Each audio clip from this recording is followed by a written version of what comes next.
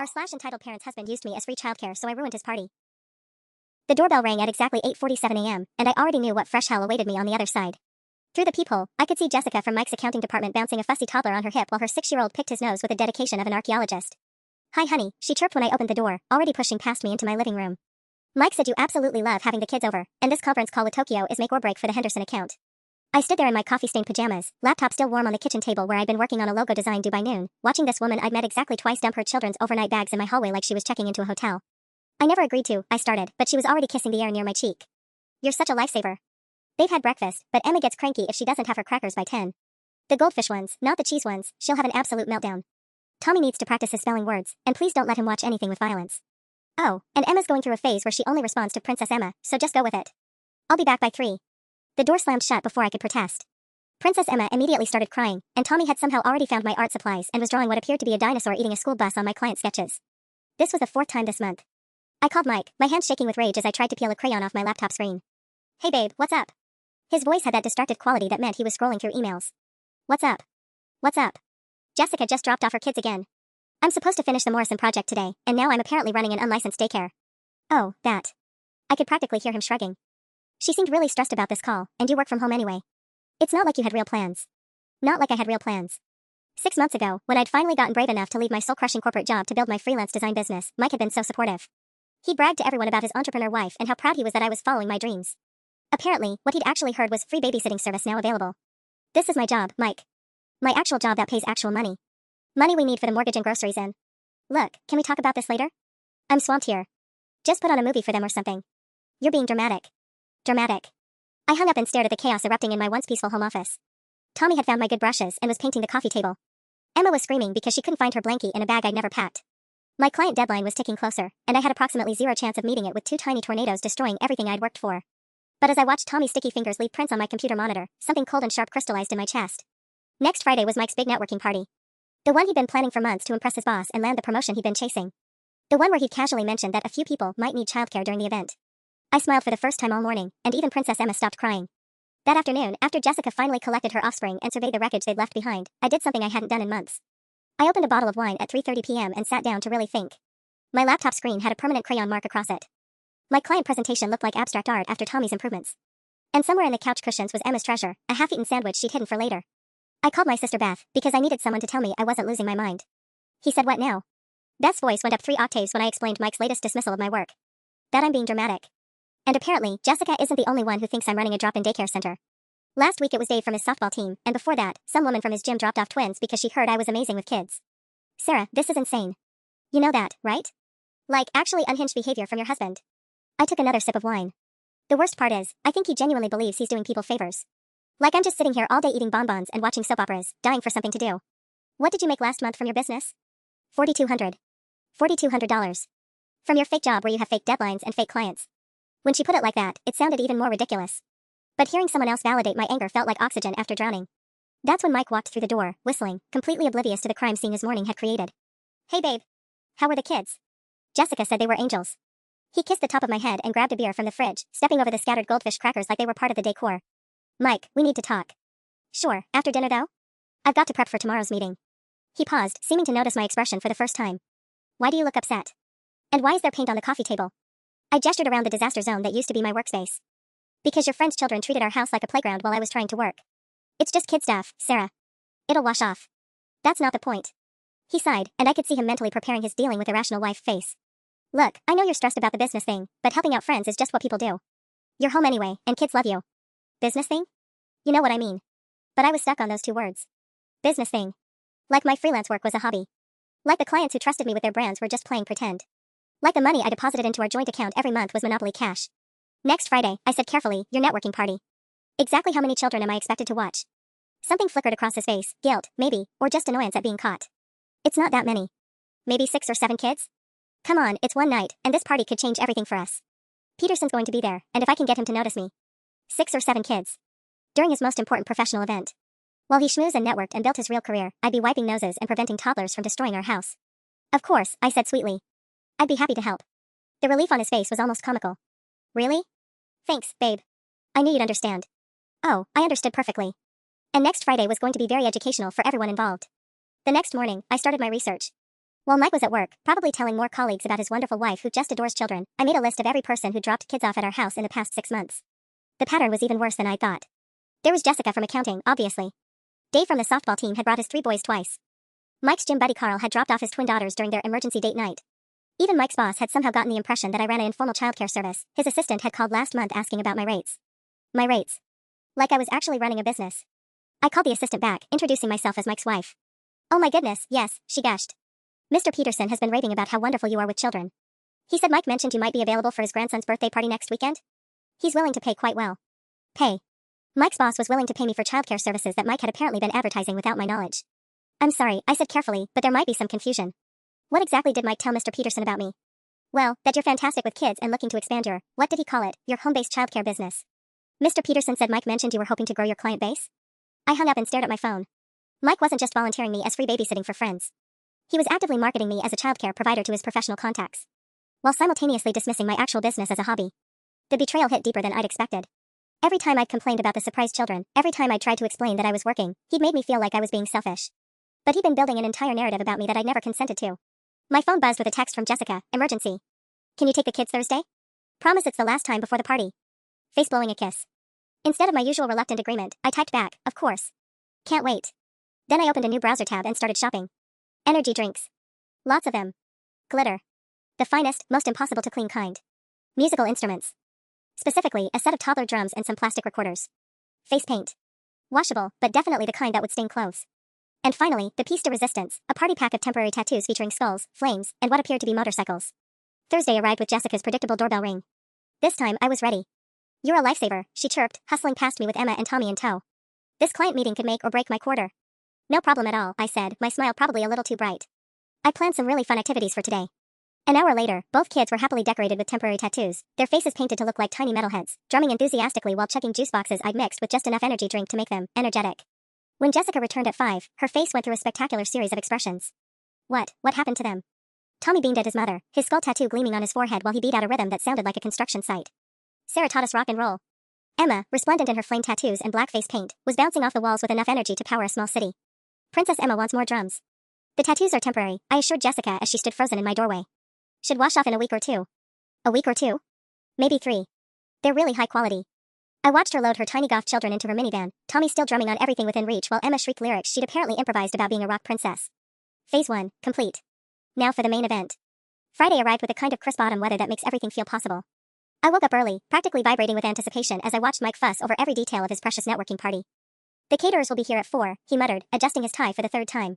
Drinks start at 6, dinner at 7:30. And you're sure you're okay handling the kids? Because Peterson specifically asked about bringing his grandson, and if this goes well. I've got it completely under control, I said, sipping my coffee and watching him pace. Trust me, tonight will be unforgettable. He kissed my cheek, missing the predatory smile I couldn't quite hide. You're the best, babe. I don't know what I'd do without you. You're about to find out, I thought. After Mike left for work, I spent the morning setting up. The beautiful dining room he'd spent weeks perfecting got a few subtle modifications. I moved all the breakable decorations to higher shelves, safety first, after all. The expensive white tablecloth got swapped for a darker one I claimed was more elegant. And in the basement, I set up what I cheerfully called Kids Zone, a soundproofed playroom stocked with every noisy, messy toy I'd been collecting all week. My phone started buzzing around noon with texts from the parents. Dave, softball running late, dropping the boys off at 5:30 instead of 6. That cool? Jessica, Emma's been asking about those cool tattoos all week. So excited. Face with tears of joy. Carl, Jim twins are pumped for the party.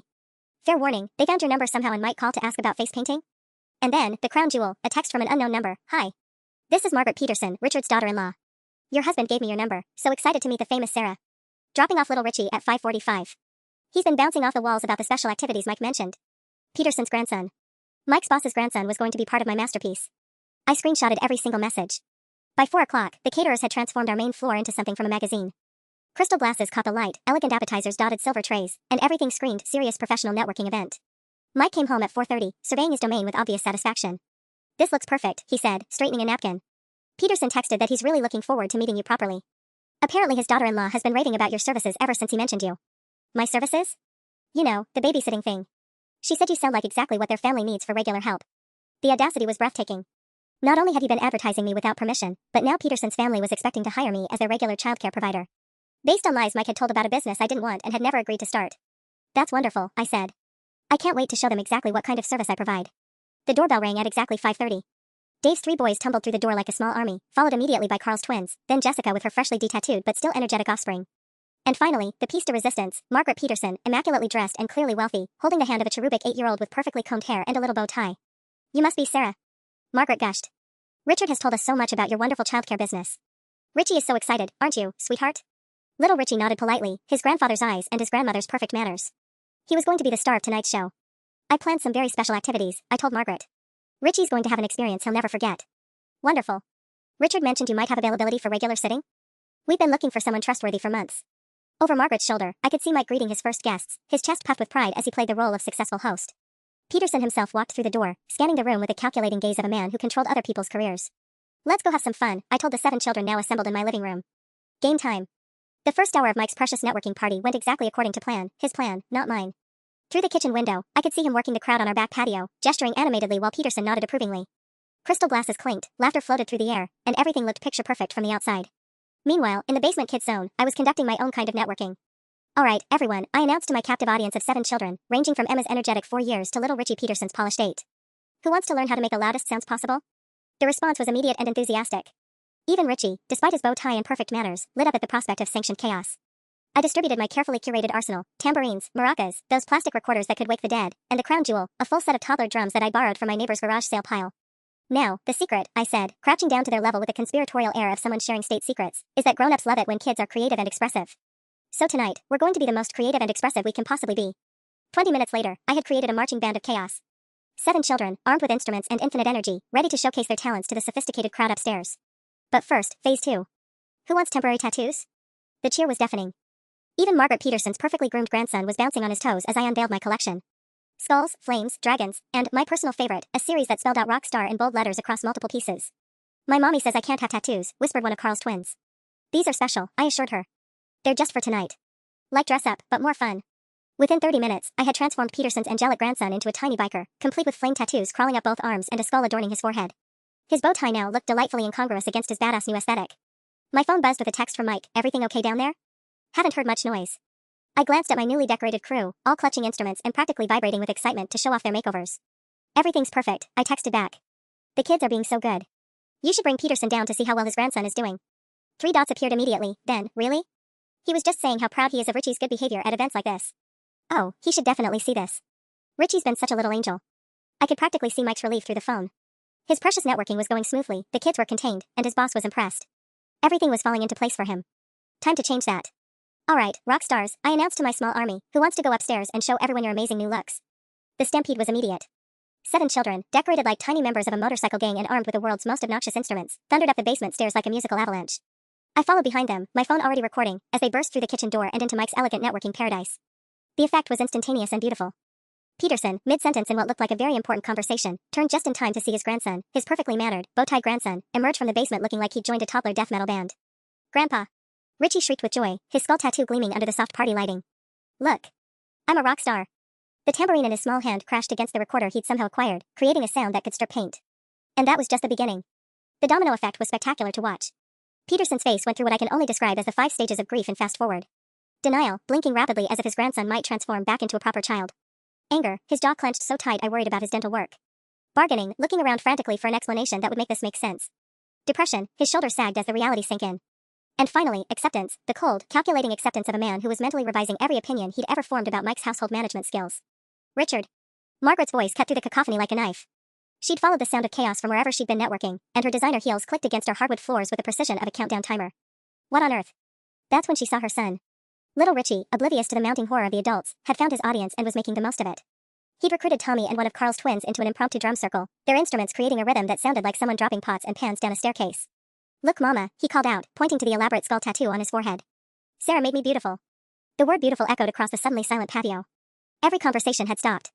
Every elegant guest was now staring at the spectacle of 7 children who looked like they'd escaped from a punk rock daycare center. Mike materialized beside me with the desperate speed of someone trying to prevent a nuclear meltdown. His face was pale, and sweat was already beading on his forehead despite the cool evening air. Sarah, he hissed under his breath, his smile frozen in place for the benefit of his guests. What the hell did you do to them? I provided childcare services, I said sweetly, loud enough for Peterson to hear. Just like you promised everyone I would. But they look like children who've been having fun? I suggested innocently.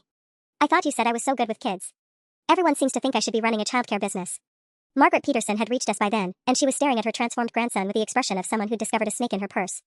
Mrs. Coleman, I think there's been some misunderstanding. Richard told us you were a professional childcare provider, someone who understood appropriate activities for children. Oh, I understand perfectly, I replied, my voice carrying across the now silent patio. Your husband specifically told me how much you were looking forward to my services. In fact, he's been telling everyone about my wonderful childcare business for months now. Peterson's eyes snapped to Mike, and I could see the exact moment he put the pieces together. His boss, his careful, image-conscious, promotion-controlling boss, was realizing that Mike had been volunteering his wife for unauthorized babysitting services while misrepresenting it as a professional arrangement.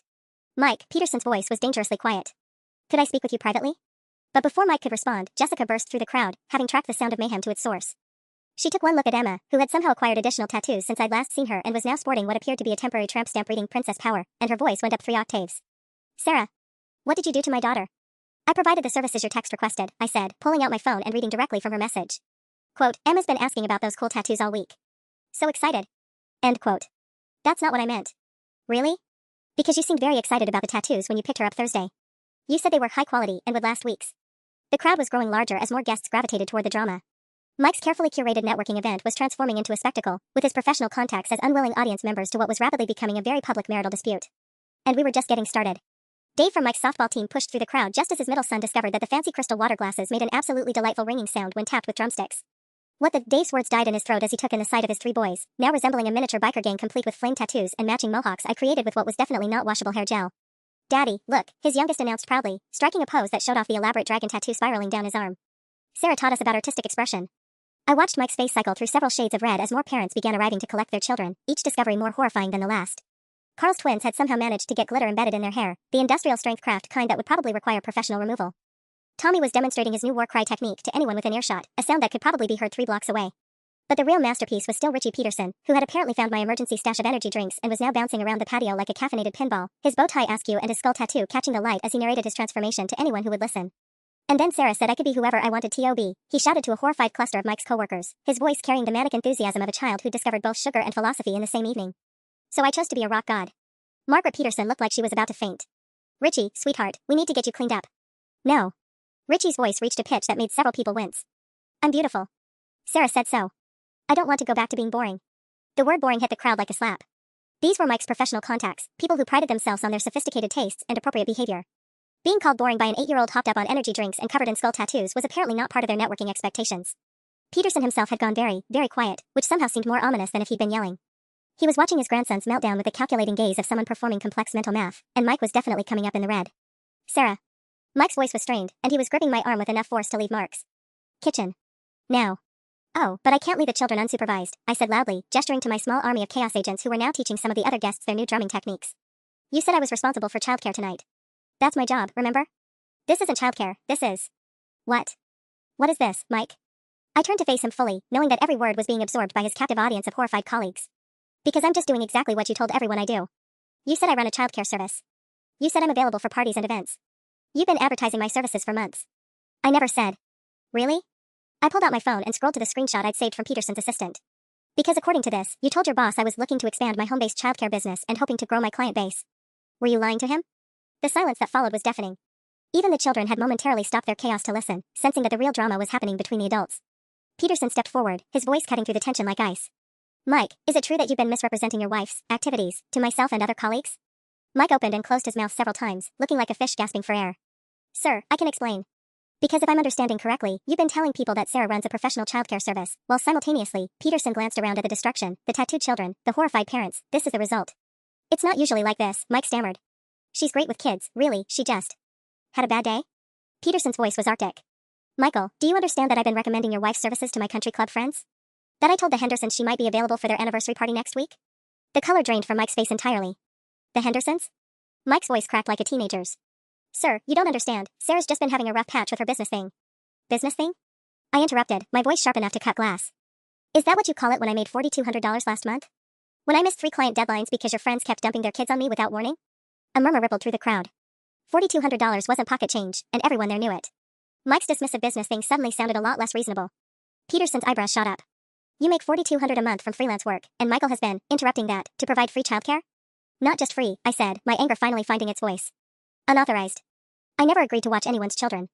Mike just started volunteering my time without asking, telling people I had nothing better to do and loved kids. Meanwhile, I've been trying to build a legitimate design business from our home office.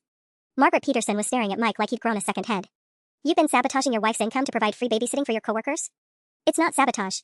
Mike protested, sweat now visible on his forehead. She works from home, she has flexible hours.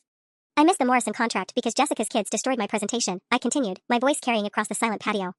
I lost the Brennan account because Dave's boys showed up during a video conference. And last week, I had to refund a client because I couldn't meet their deadline after spending the day watching Carl's twins. Carl, who had been trying to scrape glitter out of his daughter's hair, looked up sharply. Wait, we cost you money? Mike said you loved having the girls over. Mike says a lot of things, I replied. Like telling Mr. Peterson's assistant that I was hoping to grow my client base in childcare, while simultaneously telling me my design work was just a hobby and I was being dramatic about missed deadlines. The crowd was getting restless. These were business professionals, people who understood contracts and commitments and the value of time. The idea of deliberately sabotaging someone's income stream while misrepresenting their availability was hitting all the wrong notes. Peterson himself looked like he was performing complex calculations behind his eyes. Michael, help me understand this. You've been telling colleagues that your wife runs a childcare business and is available for hire, while she's actually running a different business that you've been undermining? I wasn't undermining anything. Mike's voice was getting higher, more desperate. Sarah just gets stressed about the design stuff, and the kids help her relax. The kids help me relax? I couldn't keep the incredulity out of my voice. Mike, Emma gave my laptop a permanent crayon mark. Tommy painted my coffee table. I had to completely redo 3 weeks of work because your relaxing childcare destroyed my files. Jessica, still holding Emma's glitter-covered hand, looked stricken. Sarah, I had no idea. Mike said you specifically asked to watch her more often. He said what? The dam was breaking. Around the patio, I could see the pieces clicking into place for everyone who dropped their kids off at my house. The casual dismissals, the last-minute requests, the assumption that I was always available, none of it had been coincidence. Dave shook his head slowly. Man, Mike, what the hell? You told me Sarah was trying to start a daycare and needed kids for practice. That's not, Mike started, but Peterson cut him off with a gesture. Enough. The single word carried enough authority to silence everyone, including the children. Michael, my office. Monday morning. 8 sharp. The party was officially over, but the real drama was just beginning. As Peterson's ominous words hung in the air, parents began collecting their transformed children with expressions ranging from bewildered to furious.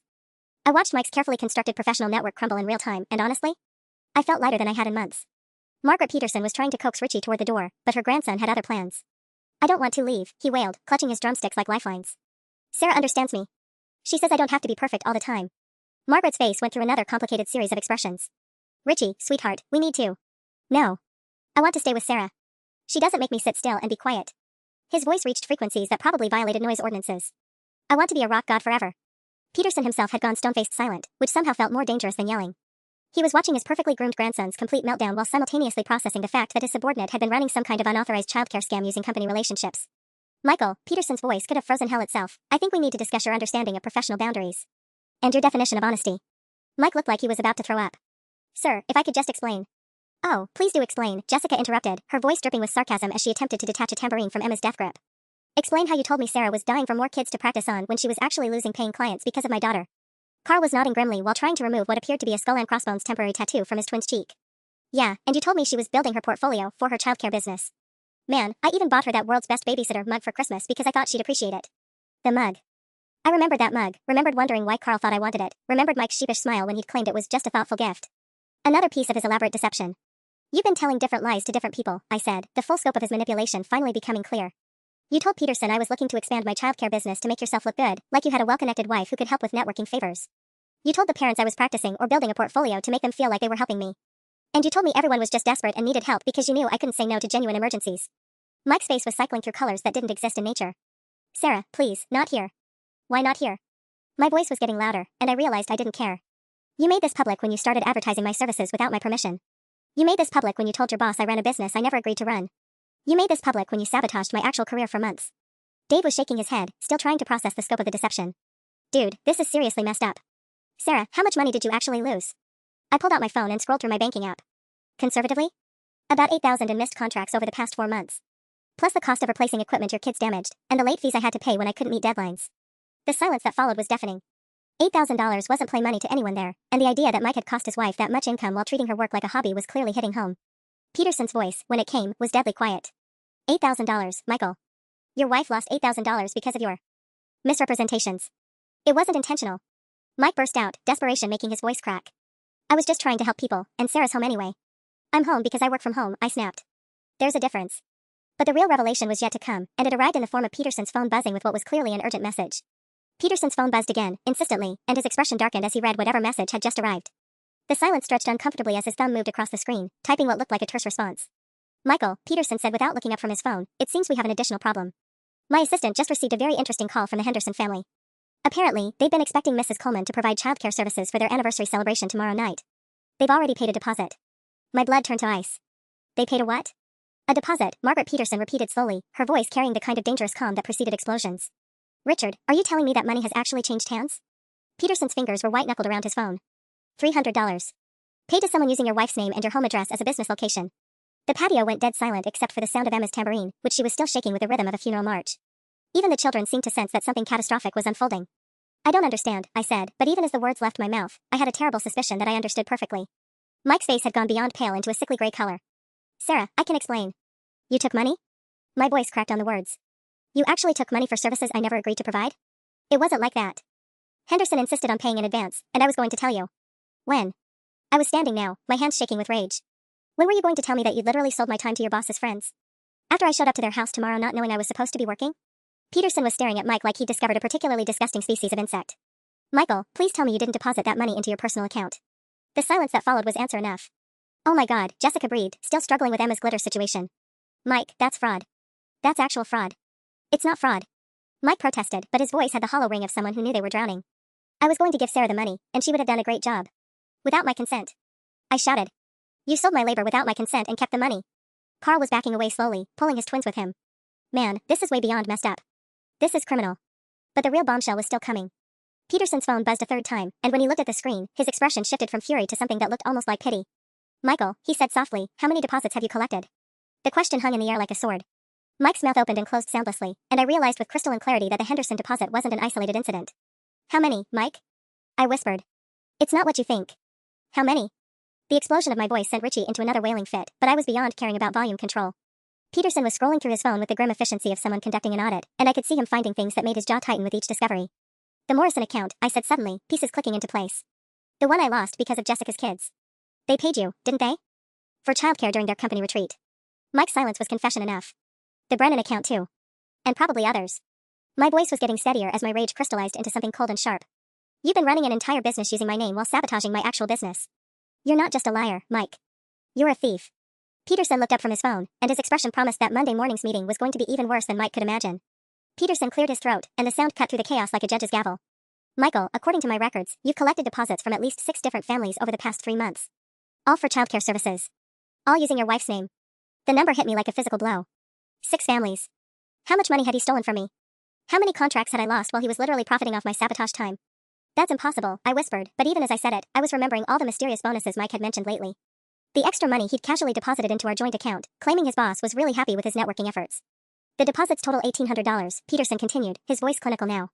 Which means, Michael, you've been operating an unlicensed childcare business using company connections, without your wife's knowledge or consent, while she lost significantly more than that in legitimate income. Dave whistled low. Dude, you basically stole from your own wife. I didn't steal anything. Mike's voice cracked with desperation. The money went into our joint account. It's not like I was hiding it. You were hiding what it was for, Margaret Peterson interjected, her refined voice sharp enough to cut diamond. You let Sarah think you were just helping friends while you were actually running a business behind her back. Carl's wife had arrived at some point during the revelations, and she was staring at the scene with undisguised horror. Carl, get the girls. We're leaving. Now. But as families began to scatter, Peterson held up a hand. Actually, I'd prefer everyone stay for just a moment longer. This situation has legal implications that affect all of you. Legal implications. The words sent ice through my veins. You see, Peterson continued, if Michael has been collecting money for unlicensed childcare services, and if any of your children were injured during these sessions, there could be significant liability issues. For all of us. Jessica's face went white. What do you mean liability issues? I mean that if Sarah isn't actually a licensed childcare provider, and if Michael has been misrepresenting her credentials while collecting payment, then every parent who dropped their child off based on those representations could have legal recourse. The patio erupted into worried murmurs. I watched parents exchanging glances, clearly calculating whether their children had ever been hurt during my involuntary babysitting sessions. Wait, I said, my mind racing. Are you saying Mike told people I was licensed? Peterson's expression was grim. The Hendersons specifically mentioned your certifications when they discussed the arrangement with my assistant. I don't have certifications. I never claimed to have certifications. But your husband did. Peterson turned to Mike with the expression of someone about to deliver a death sentence. Michael, falsely representing someone's professional qualifications while collecting money for their services isn't just fraud. It's criminal fraud. The weight of what Mike had done was finally sinking in for everyone, including Mike himself.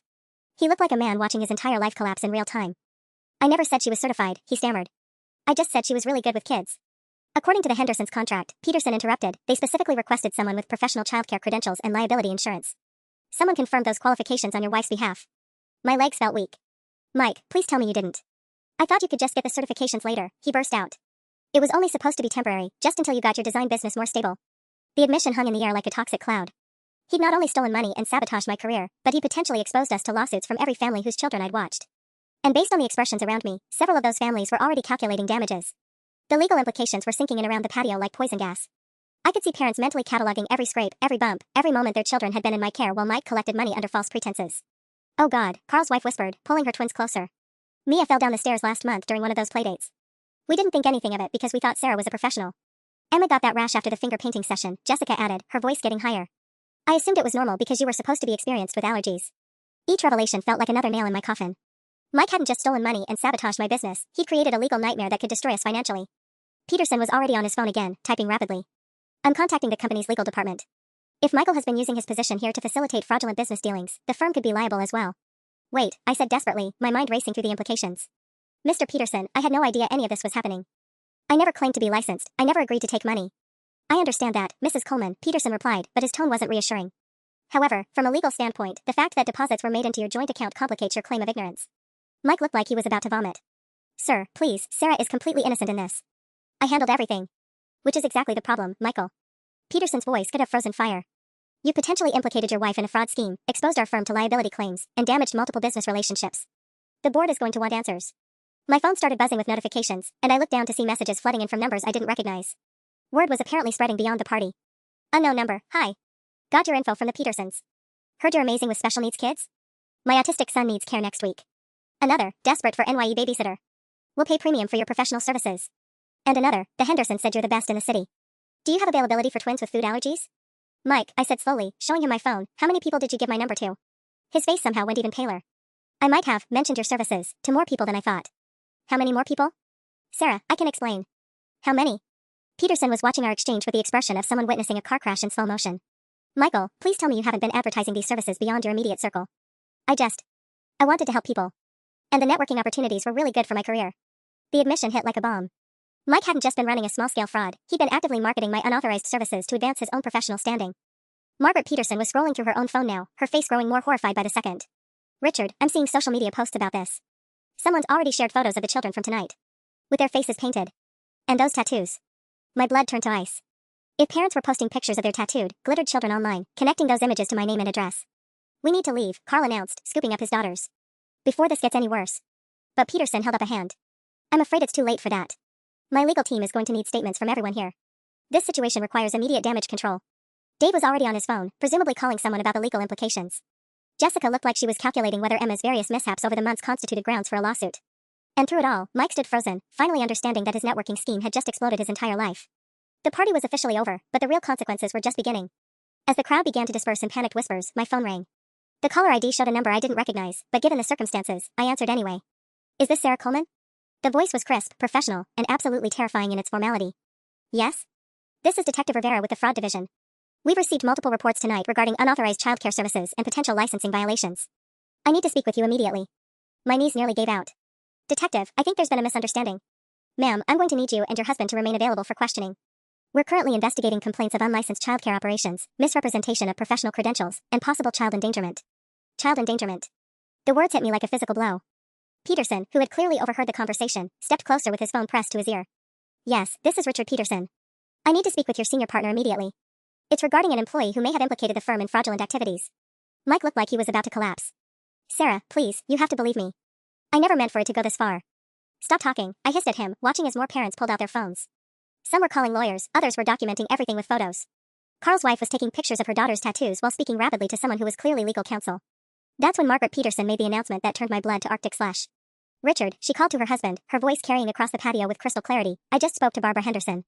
Apparently they've already arranged for little Richie to attend a playdate at our house next week, based on Sarah's professional recommendation about children's social development. I stared at her in horror. I never made any professional recommendation. According to Barbara, you provided detailed advice about age-appropriate activities and developmental milestones. She's been telling her entire mother's group about your expertise. The scope of Mike's lies was expanding by the minute. Not only had he been collecting money and misrepresenting my credentials, he'd apparently been giving out child development advice in my name to entire social networks. Peterson's phone conversation was getting more heated. No, you don't understand. This could impact every client relationship we've built in the past year. Yes, I understand the liability implications. What do you mean criminal charges? Criminal charges. The words echoed in my head as I watched my life implode in real time. Jessica was now crying while trying to scrub glitter out of Emma's hair. Sarah, I need you to be honest with me. Have you ever taken any childcare courses? Any first aid training? Anything? I took a babysitting course when I was 14. That's it? The confession seemed to ripple through the remaining crowd like a shockwave. Dave was already backing toward the exit, pulling his boys with him. Man, I'm sorry, but we can't be part of this. My insurance company is going to have questions. As families fled our backyard, each departure felt like another nail in our coffin. But the worst part was watching Mike's face as he finally understood that his networking scheme hadn't just cost him his job, it had potentially destroyed both our lives. And Detective Rivera was already on her way over. The police sirens reached our driveway exactly 37 minutes after Detective Rivera's phone call, their red and blue lights painting Mike's networking disaster in surreal, strobing colors. I watched through our front window as 2 patrol cars pulled up behind what looked like a news van. A news van. Mike, I said, my voice eerily calm despite the chaos erupting around us, why is Channel 7 here? He looked up from where he'd been sitting with his head in his hands, his face the color of wet concrete. What? There's a news van in our driveway. A reporter is getting out. She's walking toward our house with a camera crew. Each word felt like I was speaking through cotton, my brain struggling to process how our evening had escalated from networking party to potential criminal investigation to what appeared to be a media circus. Peterson, who had been on his phone conducting what sounded like increasingly frantic damage control calls, looked out the window and his face went ashen. Oh, dear God. That's Miranda Walsh. She covers white-collar crime for the evening news. White-collar crime?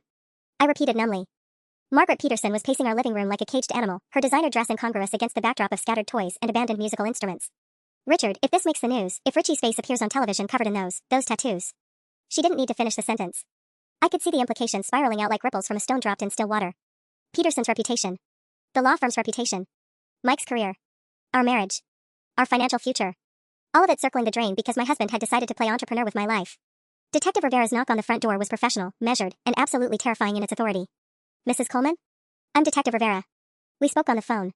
She was younger than I'd expected, maybe early 30s, with sharp eyes that seemed to catalog every detail of our living room as she stepped inside. Behind her came an officer I didn't recognize and a woman in a blazer who introduced herself as someone from Child Protective Services. Child Protective Services. Ma'am, I need to ask you some questions about the childcare services you've been providing. Detective Rivera's voice was neutral, professional, but I could hear the trap being set with each word. Specifically, about the licensing and insurance requirements for operating such a business. I don't operate a childcare business, I said, my voice sounding strange and distant even to my own ears. I never agreed to operate a childcare business. But you have been providing care for multiple children over several months, and payment has been accepted for those services? Payment that I didn't know about, I said desperately, looking at Mike. Payment that was collected without my knowledge or consent. The CPS worker was taking notes, her expression unreadable. Mrs. Coleman, regardless of your knowledge of the financial arrangements, you did provide direct care for the children, correct? Yes, but... And during that care, were the children ever injured? Any accidents, allergic reactions, behavioral incidents? My mind raced through months of involuntary babysitting sessions. Emma's mysterious rash. Carl's daughter falling down our stairs. Tommy's experimental phase with eating things that weren't food. The time one of Dave's boys had somehow managed to give himself a black eye with my coffee table. There were some minor incidents, I admitted, watching the CPS worker's pen move across her notepad. But nothing serious. Nothing that required medical attention. Ma'am, when children are injured while in unlicensed care that's being paid for under false pretenses, those minor incidents become significant legal issues. Outside, I could hear the reporter setting up for what sounded like a live broadcast. Her voice carried through our windows with the crisp authority of someone about to ruin lives on camera. This is Miranda Walsh reporting from the suburban home where what neighbors describe as an elaborate childcare fraud scheme came to light during a networking party earlier this evening. Mike made us sound like a wounded animal. Sarah, I'm so sorry. I never meant. I just thought I was helping people. I thought I was helping us. Detective Rivera's attention snapped to him with laser focus. Mr. Coleman, I need you to understand that anything you say right now can and will be used in court. Do you wish to continue this conversation without an attorney present? The question hung in the air like a death sentence, and I realized with crystal clarity that our lives as we knew them were officially over. Detective Rivera's question about lawyers hung in the air, but before Mike could answer, my phone rang again. This time, the caller ID showed my sister Beth's number. Sarah? Beth's voice was tight with concern. I'm watching the news. Please tell me that's not your house on Channel 7. I looked out the window at the growing media circus, now 2 news vans and what appeared to be a police supervisor's car. Yeah, that's us. I'm 10 minutes away with my lawyer. Don't say another word to anyone until we get there. The relief that flooded through me was so intense I nearly collapsed. Beth had divorced her cheating ex-husband 2 years ago with the help of the most ruthless family attorney in the city, and if anyone could navigate this nightmare, it was her. Detective Rivera, I said carefully, I'd like to wait for my attorney before answering any more questions. That's your right, ma'am. While we waited, Peterson finished his phone call and approached Mike with the expression of someone delivering a terminal diagnosis. Michael, effective immediately, you're suspended pending a full investigation. Security will escort you out Monday morning, and you're prohibited from contacting any clients or colleagues until this is resolved. His voice carried the finality of a judge pronouncing sentence. I want to be clear, this isn't just about your employment. The firm is considering filing criminal charges for fraud and misrepresentation. Mike's remaining color drained away entirely. Sir, please. There is no please, Michael. You've potentially destroyed relationships we've spent decades building.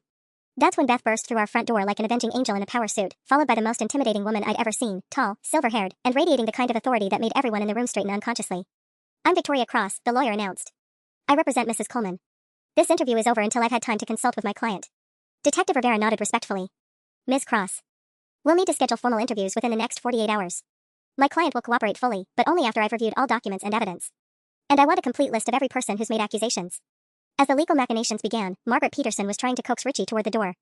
But her grandson, still decorated in his rock star regalia, had one final announcement that somehow made everything click into place. Grandpa. Richie called out, his voice carrying over the adult conversations. I told all my friends at school about Sarah's art business. They want dragon tattoos too. Can we come back tomorrow? Peterson froze. What did you say about an art business? Sarah makes the coolest pictures on her computer. She showed me her dragon logo and said she draws things for companies. She's really good at it. Margaret's eyes widened as understanding dawned. Richard, the child has been talking about art and graphic design all week. I thought he was just being creative. The room went quiet as everyone processed Richie's innocent revelation. Here was this 8-year-old, clearly articulating what Mike had been dismissing for months, that I had a real, legitimate, profitable business. Victoria Cross seized the moment with the precision of a master strategist. Detective Rivera, it sounds like Mrs. Coleman has multiple witnesses to her actual profession.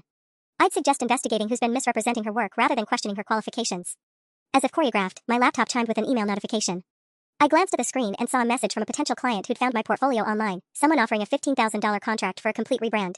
Sarah, Beth said softly, reading over my shoulder, when did you submit that proposal? This morning. Before the chaos started. The irony was perfect and devastating.